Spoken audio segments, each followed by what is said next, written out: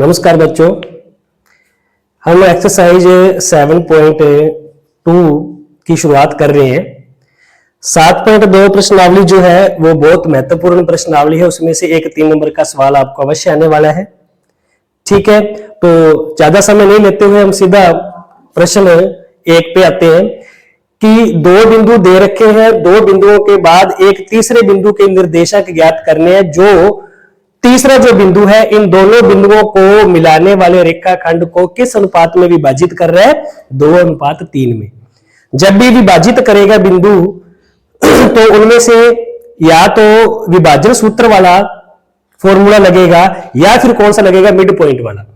ठीक है, तो अब इसमें अनुपात दे रखा है तो इसमें कौन सा फॉर्मूला यूज होगा? जिसको अपने क्या कहते हैं? सेक्शन फॉर्मूला भी कहते हैं। सेक्शन फॉर्मूला यूज होगा इसके अंदर। ठीक है, तीसरे बिंदु के निर्देशक ज्ञात करने, कौन सा तीसरा पॉइंट है? P है। तो हमने फॉर्मूला क्या लगाया? x बराबर m1 x2 plus m2 x1 बटे में m1 प्लस m2। और अगर इसी तरीके से y का मान ज्ञात करेंगे, क्योंकि निर्देशांक ज्ञात करने और निर्देशांक में एक x का मान होता है और एक y का मान होता है, तो एक x का मान भी ज्ञात करना पड़ेगा और एक y का मान भी ज्ञात करना पड़ेगा। m2 y1 बटे में m1 प्लस m2। ठीक है, x बराबर m1 की वैल्यू कितनी है? 2, x2 की वैल्यू कितनी है? 4, m2 की वैल्यू कितनी है? 3, x1 की वैल्यू कितनी है? -1 बटे में क्या आएगा? m1 plus m2। m1 की वैल्यू 2 एंड m2 की वैल्यू 3।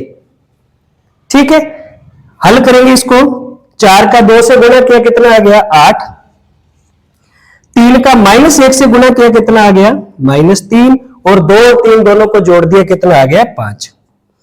तो 8 में से 3 घटा दिया, कितना आ गया? 5 बटे में 5 है, तो 5 को 5 का भाग दिया तो x का मान कितना आ गया? 1 आ गया। x का मान कितना आ गया? 1 आ गया। ठीक है, y का मान ज्ञात करेंगे इसी तरीके से। m1 और m2 की वैल्यू हमें पता है। m1 और m2 क्या है? अनुपात है। m1 की वैल्यू कितनी है? 2। y2 की वैल्यू कितनी है? -3, तो इसको ब्रैकेट में लिखना पड़ेगा। m2 की वैल्यू कितनी है? 3 इंटू y1 की वैल्यू कितनी है? 7 बटे में क्या आएगा? m1 प्लस m2 मतलब 2 प्लस 3। 2 का -3 से गुणा कर दिया, कितना आ गया? -6। 7 का 3 से गुणा कर दिया, कितना आ गया? 21 बटे में कितना आएगा? 5। उसी तरीके से 2 और 3 को जोड़ दिया, कितना आ गया? 5 आ गया। 21 में से 6 घटा दी, क्योंकि एक प्लस है और एक माइनस है, तो प्लस का 15 आएगा बटे में 5 है, और 15 को 5 का भाग दिया, कितना आ गया? 3 आ गया। ठीक है, तो अब देखो जो तीसरा बिंदु P था उसके निर्देशांक क्या आ गए? अतः P के निर्देशांक सिंपल प्रश्न। P के निर्देशांक क्या आ गए? x का मान आ गया 1 और y का मान कितना आ गया? 3। तो P बिंदु के निर्देशांक क्या आ गए? 1,3।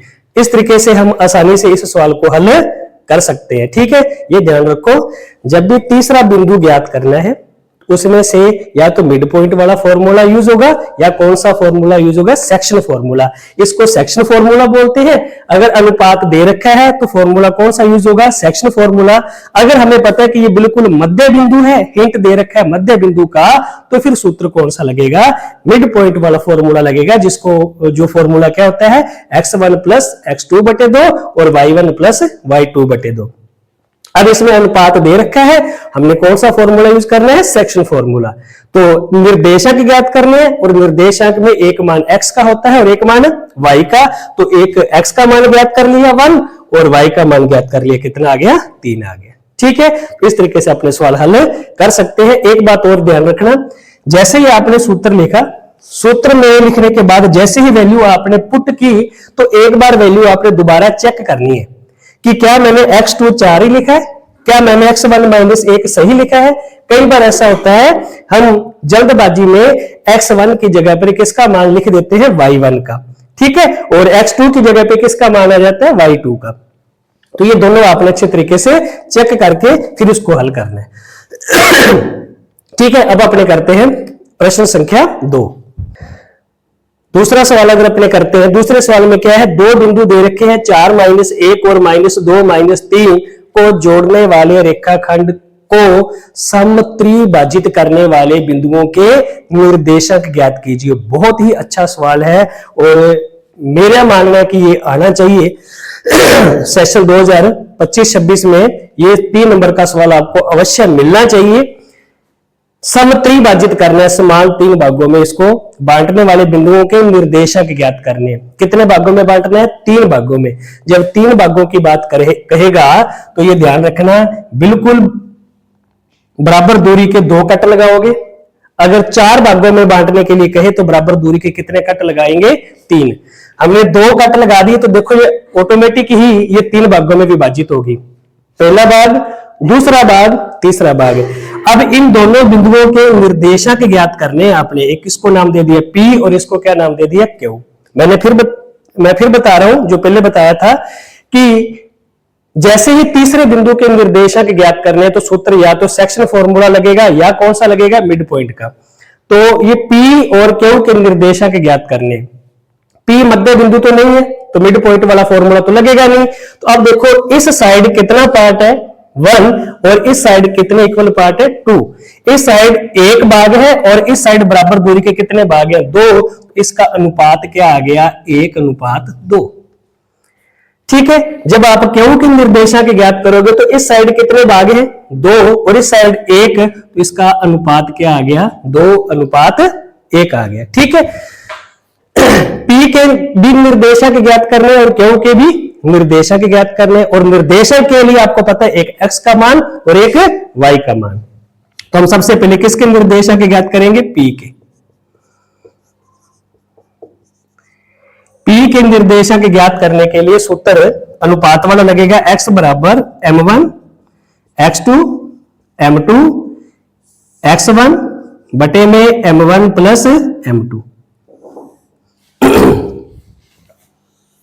इसी तरीके से y का मान, y का फॉर्मूला लगाओगे m1 y2 m2 y1 बटे में m1 प्लस m2।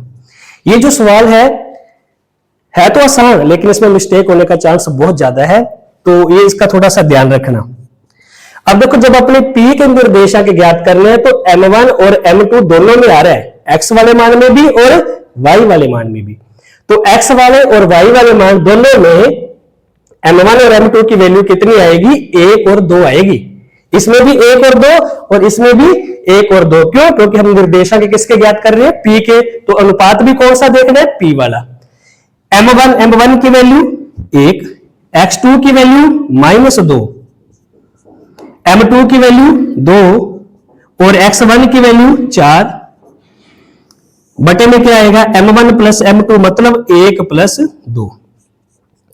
-2 का 1 से गुणा कर दिया कितना आ गया? -2 और 4 का 2 से गुणा कर दिया कितना आ गया? 8 बटे में कितना है? 3। 8 में से 2 घटा दिया कितना आ गया? 6 और 6 को 3 का भाग दिया कितना आ गया? 2। 6 को 3 का भाग दिया कितना आ गया? 2। ऐसे ही y का मान ज्ञात करेंगे।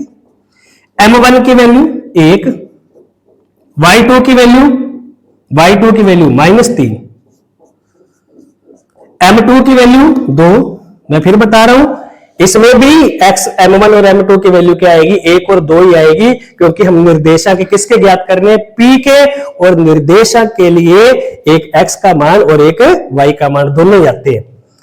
m2 की वैल्यू 2 और y1 की वैल्यू कितनी आएगी? -1। तो -1 को भी किसमें लिखा? ब्रैकेट में।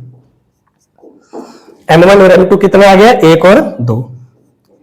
-3 का 1 से गुणा किया -3, 2 का -1 से गुणा किया -2 बटे में कितना आ गया? 3।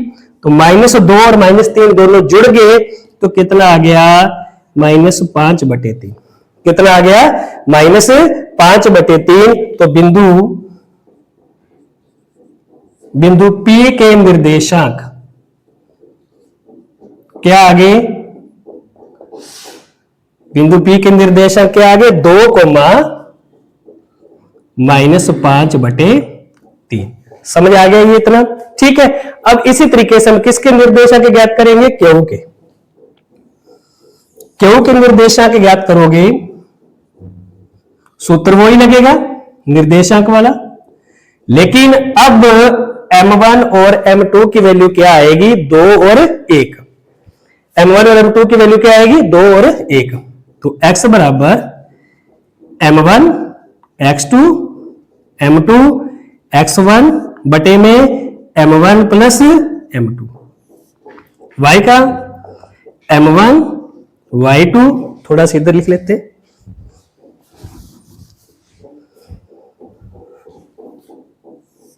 y बराबर m1 y2 plus m2 y1 बटे में क्या आएगा? m1 plus m2। x बराबर m1 की वैल्यू कितनी आएगी? 2 आएगी, x2 की वैल्यू -2, m2 की वैल्यू 1 और x1 की वैल्यू 4 बटे में क्या आएगा? m1 प्लस m2 मतलब 2 प्लस 1। ठीक है। -2 का 2 से गुणा किया कितना आ गया? -4। 4 का 1 से गुणा किया कितना आ गया? 4 बटे में कितना है? 3। तो एक प्लस का 4 है और एक माइनस का है, 4 में से 4 घटा दिया कितना आ गया? 0। और 0 को किसी भी संख्या का भाग देते हैं तो उत्तर क्या आता है? 0 ही आता है। इसी तरीके से m1 का मान कितना आएगा? अब बिल्कुल 2 और 1 में से आएगा। m1 का मान 2, y2 का मान -3, m2 का मान 1 और y1 का मान कितना है? -1 बटे में 2 प्लस 1। 2 का -3 से गुणा कर दिया कितना आ गया? -6 और 1 का -1 से गुणा कर दिया कितना आ गया? -1 बटे में क्या है? 3। तो आपको पता है दोनों चिन्ह किसके हैं? माइनस के। तो -6 और -1 कितना आ गया? -7 बटे 3। ठीक है। तो हम लिखेंगे बिंदु क्यू के निर्देशांक क्यू के निर्देशांक क्या आगे? 0, -7 बटे 3। क्यू के निर्देशांक क्या आगे? 0, -7 बटे 3। मोस्ट इंपॉर्टेंट क्वेश्चन है ये वाला, बस आपने इतना ध्यान रखना है। जब आपने P के निर्देशांक ज्ञात करने हैं तो निर्देशांक के लिए मैंने आपको बताया है एक मान x का होता है और एक मान किसका होता है? y का। तो x का वाला फॉर्मूला लगाया और y वाला लगाया, लेकिन दोनों में ही m1 और m2 की वैल्यू कितनी आएगी? 1 और 2 आएगी। ज्यादातर हम क्या करते हैं, जो बच्चे मिस्टेक क्या करते हैं, x वाले मान में तो अनुपात लिख देते हैं 1 और 2, और जब y का मान ज्ञात करते हैं तो अनुपात लिख देते हैं 2 और 1। तो यहीं से ही सवाल गलत हो जाता है। जब अपने P के निर्देशांक ज्ञात करने तो क्यू वाला तो देखना ही नहीं है, अनुपात नहीं देखना, वो ओनली x1 x2 y1 और y2 की वैल्यू देखनी है। ठीक है। और यदि आपने क्यू के निर्देशांक ज्ञात कर रहे हैं तो फिर P वाला जो अनुपात है वो नहीं देखना, फिर अपने पास m1 और m2 की वैल्यू कितनी आएगी? 2 और 1 आएगी। ठीक है। जैसे ही वैल्यू आपने पुट की, दोबारा फिर इसको चेक करना है कि मैंने जो वैल्यू है वो सही रखी है या नहीं रखी। इसको दोनों को गुणा कर दिया, गुणा करने के बाद एक प्लस है और एक माइनस घटा दिया, तो इन दोनों में भी देखो गुणा कर दिया, तो गुणा किया तो दोनों चिन्ह किसके आगे? माइनस के। तो माइनस प्लस -3 और -2 कितने हो गए? -5 बटे 3 आ गया। ऐसे ही इधर किया तो P और Q के निर्देशांक क्या आगे? 2 -5 बटे 3 और 0 और -7 बटे 3। ठीक है। इस तरीके से अपने इस सवाल को आसानी से हल कर सकते हैं। ठीक है। अब अपने करते हैं नेक्स्ट क्वेश्चन। चौथा सवाल देखिए आप। चौथे प्रश्न में क्या है कि -3, 10 और 6 -8 को जोड़ने वाले रेखाखंड को -1, 6 किस अनुपात में विभाजित करता है? यह भी अच्छा क्वेश्चन है। इन दोनों बिंदुओं को जोड़ने वाले रेखाखंड को कौन सा बिंदु विभाजित कर रहा है? एक तीसरा बिंदु विभाजित कर रहा है जिसके निर्देशांक है -1, 6। किस अनुपात में विभाजित कर रहे हैं? अब अपने क्या ज्ञात करना है? अनुपात ज्ञात करना है। जो आपने पहला प्रश्न किया था उसमें अपने पास अनुपात दे रखा था, हमने निर्देशांक ज्ञात किए थे। अब अपने पास निर्देशांक दे रखे हैं, क्या ज्ञात करना है? अनुपात। ठीक है, इसमें इस क्वेश्चन को करने में मेरा तरीका थोड़ा सा अलग है। ठीक है, उम्मीद है आपको ये अच्छे तरीके से समझ में आएगा। जब भी आपने अनुपात ज्ञात करना है, ध्यान रखना, जब भी अनुपात ज्ञात करना है तो सूत्र सिंगल लगेगा, सिंगल फॉर्मूला यूज होगा, वो भी कौन सा? अनुपात वाला। और अनुपात वाले सूत्र को, अनुपात वाले फॉर्मूले को हम क्या कहते हैं? सेक्शन फॉर्मूला कहते हैं। ठीक है, सेक्शन फॉर्मूले में जब भी आपने अनुपात ज्ञात करना है तो उसमें सिंगल फॉर्मूला यूज होगा, या तो x का या किसका? y का। अगर आपके पास x का मान है तो आप x वाला फॉर्मूला लगाओगे, अगर y का मान है तो y वाला। हमारे पास तो दोनों मान है, ये x का और ये किसका? y का। ठीक है, तो ज्यादा आसान कौन सा लग रहा है अपने को? y का लग रहा है। क्यों? क्योंकि y वाला मान किस में है? प्लस में है, तो इसमें से मिस्टेक होने का चांस नहीं है। तो हम सूत्र कौन सा लगाएंगे? y वाला।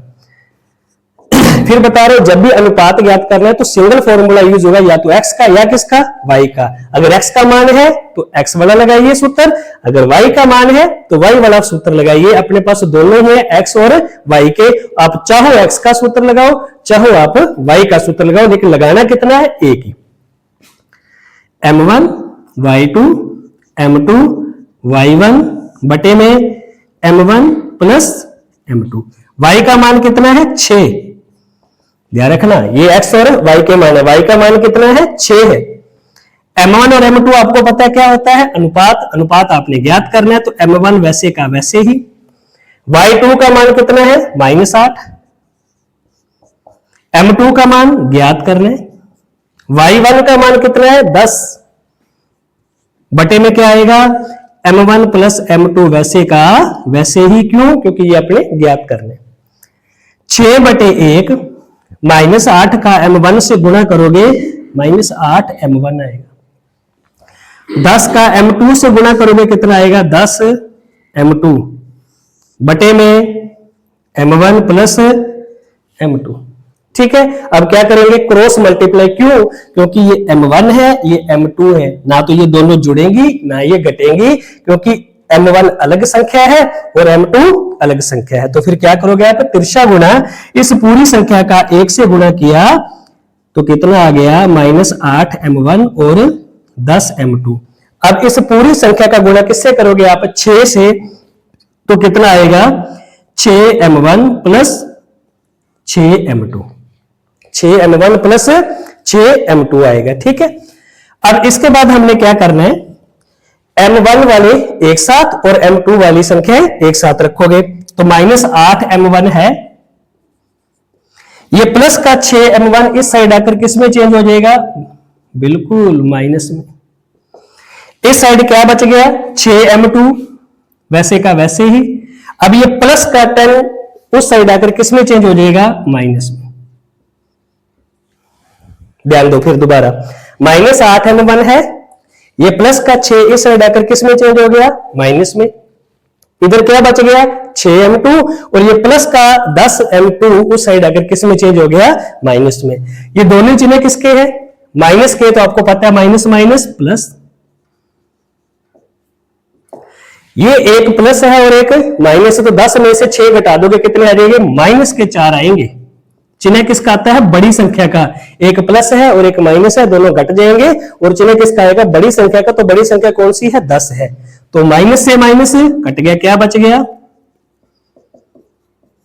14 m1 और 4 m2। ठीक है, अब गुणा वाली संख्या कहां आती है? भाग में। तो m1 के बटे में क्या आएगा? m2। इस साइड क्या बच गया? 4। 4 के बटे में क्या चला गया? 14। m1 के बटे में क्या आ गया? m2 और 4 के बटे में क्या चला गया? 14। ये दोनों में 2 का भाग जा रहा है, ये कट गया, कितना आ गया? 2/7। तो m1 और m2 में जो अनुपात आ गया वो कितना आ गया? 2 और 7। अनुपात कितना आ गया? 2 और 7। ठीक है, बिल्कुल आसान प्रश्न है ये। अगर आपने इस प्रश्न को केवल मेथड से किया है, के मानकर आप इसको हल करते हो, अनुपात के अनुपात 1 मानकर इसको हल करते हो, तो आपने वही मेथड यूज करना है, फिर ये वाला मेथड फॉलो नहीं करना। ठीक है, और ये अगर आपको आसान लग रहा है तो फिर आप इसको चूज करिए। आप ठीक है, तो ये ध्यान रखना कि जब भी आपने अनुपात ज्ञात करना है एक ही सूत्र लगाना है, चाहे वो x का लगेगा चाहे किसका लगेगा y का। अगर आपके पास x का मान है तो x का सूत्र लगाओगे, अगर आपके पास y का मान है तो y का सूत्र लगाओगे। अगर दोनों ही मान है, आपके पास x का भी है और y का भी है, तो जो आपको आसान लगता है उसका सूत्र लगाइए आप। तो इन दोनों में हमें आसान कौन सा लगा? y का मान आसान लगा, क्योंकि y का मान आसान क्यों है? क्योंकि ये प्लस का है और x वाला मान किस में है? माइनस में। जब अपने हल करेंगे तो मिस्टेक होने का चांस ज्यादा है, तो हमने फॉर्मूला कौन सा यूज किया? y का। ठीक है, m1 और m2 अपने ज्ञात करना है, क्योंकि अनुपात है ये वैसे का वैसे रहने दिया।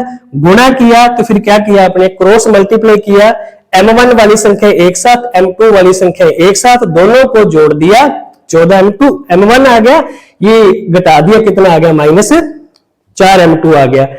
माइनस से माइनस कट गया, m1 के बटे में क्या आ गया? m2, और 4 के बटे में क्या चला गया? 14। तो दोनों में 2 का भाग दिया, कितना आ गया? 2/7। तो m1 और m2 में जो अनुपात है वो कितना आ गया? 2:7 आ गया। ठीक है, तो इस तरीके से अपने इस क्वेश्चन को आसानी से हल कर सकते हैं। ठीक है, पांचवा प्रश्न देखिए आप। पांचवा प्रश्न में भी क्या कहा उसने कि दो बिंदु हैं ए और बी, इन दोनों बिंदुओं को जोड़ने वाले रेखाखंड, इन दोनों बिंदुओं को जोड़ने वाले रेखाखंड को x अक्ष किस अनुपात में विभाजित करते हैं? क्या ज्ञात करना है? अनुपात। अनुपात ज्ञात करना है, लेकिन कौन से अक्ष पे विभाजित हो रहा है? वो x अक्ष पे। इससे पहले वाले सवाल में क्या था? विभाजन बिंदु के निर्देशांक दे दिए थे, क्या थे वो? -1,6। अब निर्देशांक नहीं दिए, अब हिंट दे दिया कि वो कौन से अक्ष पे विभाजित हो रहा है? x अक्ष पे। और ज्ञात भी क्या करना है? अनुपात। ठीक है, हमें पता है जब x अक्ष पे विभाजित होता है वो बिंदु, तो उसके निर्देशांक क्या होते हैं? अपने 7.1 में 7वां सवाल किया था, याद कीजिए। x अक्ष पे विभाजित हो तो निर्देशांक क्या होते हैं? x, 0। y अक्ष पे विभाजित हो तो निर्देशांक क्या आते हैं? 0, y। ध्यान रखना, x अक्ष पे विभाजित हो रहा है तो निर्देशांक क्या आएंगे? x, 0। और जब y अक्ष पे विभाजित होगा तो निर्देशांक क्या आएंगे? 0, y आएंगे। ठीक है, अब जो तीसरा बिंदु है विभाजन बिंदु, वो x अक्ष पे विभाजित हो रहा है तो उसके निर्देशांक क्या आएंगे? x, 0। ठीक है, निर्देशांक आ गया अपने पास x, 0। अब अपने क्या ज्ञात करना है? अनुपात। तो मैंने आपको बताया था अनुपात के लिए सिंगल फॉर्मूला यूज होगा, या x का या किसका? y का। तो अगर आपके पास x का मान है तो आप x वाला मान फॉर्मूला लगाओगे, अगर आपके पास y का मान है तो आप y वाला फॉर्मूला लगाओगे। तो अब इन दोनों में देखो अपने पास किसका मान है? y का। किसका मान है? y का। x का मान है नहीं, तो अब अनुपात ज्ञात करने के लिए सूत्र किसका लगेगा? y का लगेगा। ठीक है, सबसे पहले अपने अनुपात ज्ञात करेंगे, फिर उसमें क्या कहा है? इस विभाजन बिंदु के निर्देशांक भी ज्ञात कीजिए, फिर अपने निर्देशांक भी ज्ञात करेंगे। दो क्वेश्चन है इसके अंदर, एक तो आपने अनुपात ज्ञात करने, और दूसरा जो विभाजन बिंदु है P, इसके निर्देशांक भी ज्ञात करने। तो सबसे पहले अपने अनुपात ज्ञात करते हैं। तो मैंने बताया था अनुपात के लिए सिंगल फॉर्मूला यूज होगा। अब कौन सा फॉर्मूला यूज होगा? y का। m1 y2 m2 y1 बटे में m1 प्लस m2। y की वैल्यू 0, m1 और m2 आपको पता है क्या है? अनुपात, वो वैसे का वैसे रहेगा, ज्ञात करना है। y2 की वैल्यू 5, m2 ज्ञात करना है, और y1 की वैल्यू कितनी है? -5 बटे में क्या आएगा? m1 plus m2। 5 का m1 से गुणा करोगे कितना आएगा? 5m1। -5 का m2 से गुणा करोगे कितना आएगा? -5m2 बटे में वैसे का वैसे। तो फिर क्या करोगे? Cross multiply. बिल्कुल, इसका गुणा इस एक से करोगे तो कितना आएगा? 5m1 -5m2। और इस पूरी संख्या का 0 से गुणा करेंगे तो कितना आएगा? 0 ही आएगा। 0 का किसी भी संख्या से गुणा करने का गुणा किया तो कितना आ गया 5m1 माइनस 5m2 और इसका 0 से गुणा किया कितना आ गया 0।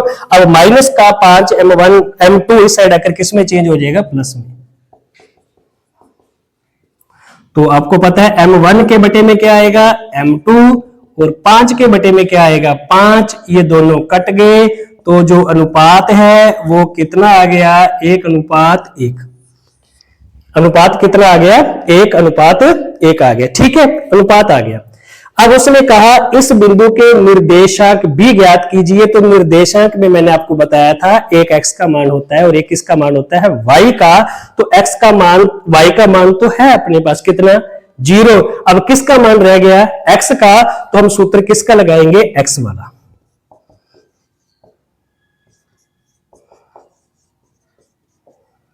बटे में क्या आएगा m1 प्लस m2। आप इसमें मध्य बिंदु वाला भी लगा सकते हो सूत्र, क्यों, क्योंकि अनुपात एक जैसा आ रहा है। देखिए 1:1, इसका मतलब ये बिंदु जो x अक्ष पे विभाजित हो रहा है वो कौन सा है मध्य बिंदु वाला है। ठीक है, तो आप ये वाला फॉर्मूला भी लगा सकते हो यहाँ पे और यहाँ पे मध्य बिंदु वाला फॉर्मूला भी लगा सकते हो। तो देखो x बराबर m1 की वैल्यू कितनी है 1, x2 की वैल्यू -4, m2 की वैल्यू भी 1 और x1 की वैल्यू 1 बटे में 1 + 1। -4 का 1 से गुणा किया -4, 1 का 1 से गुणा किया 1 बटे में कितना आ गया 2। इन दोनों को घटा दिया कितना आ गया -3/2। ठीक है, इन दोनों को घटा दिया कितना आ गया -3/2। तो देखो जो बिंदु P है उसके निर्देशांक क्या आ गए, अतः P के निर्देशांक, जो बिंदु P है पॉइंट P है उसके निर्देशांक क्या आगे -3/2, 0 कहां से आया, क्योंकि ये x अक्ष पे विभाजित था और x अक्ष पे विभाजित है तो उसके निर्देशांक क्या आएंगे x, 0। ठीक है, तो पहले अपने अनुपात निकाला। अनुपात किससे निकाला y वाले मान से। y का सूत्र क्यों लगाया, क्योंकि अपने पास x का मान नहीं है, ओनली y का मान है, तो अपने y का मान लगा के उसका अनुपात ज्ञात कर लिया। और फिर इस बिंदु के निर्देशांक भी ज्ञात करने हैं। तो y का मान तो अपने पास है, किसका नहीं है x का, तो हमने x का सूत्र लगा के किसका मान निकाल लिया x का भी आ गया। तो उस बिंदु के निर्देशांक के आगे -3/2, 0। ठीक है, तो इस तरीके से अपने ये वाला क्वेश्चन भी आसानी से हल कर लिया। ठीक है, अगर आपको ये वीडियो अच्छी लगी तो लाइक का बटन जरूर दबाया करो आप। और अगर अभी तक आपने चैनल को सब्सक्राइब नहीं किया तो चैनल को सब्सक्राइब जरूर करें। ठीक है, धन्यवाद।